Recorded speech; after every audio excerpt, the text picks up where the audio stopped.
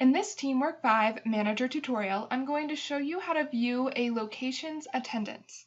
To do that, go to your top menu bar and click on TeamWork.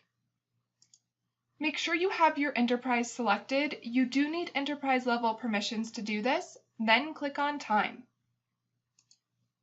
Go to your new top menu bar and select Analyze. From the drop-down menu, choose Attendance/Location.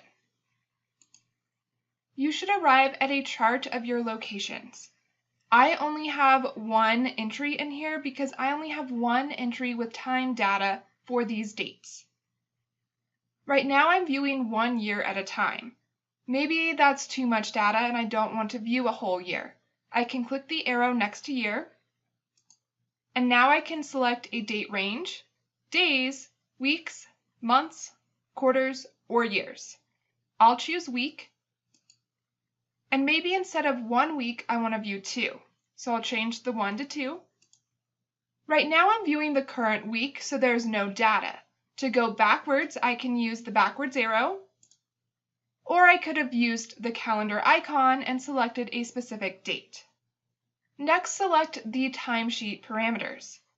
Right now I'm viewing confirmed or open entries. If I click the arrow, I could choose to view all timesheet entries, confirmed or open ones, just confirmed, just open, or voided entries. I'll choose all. Now in the chart, I can see the location's name, the count for the time entries, and the points for the time entries. To view the details of this location, I can click on After Hours, and now I can see the name, the message, the count, and the points. That's how you can view a location's attendance. Check out the next video to learn how to view your pay period's summary.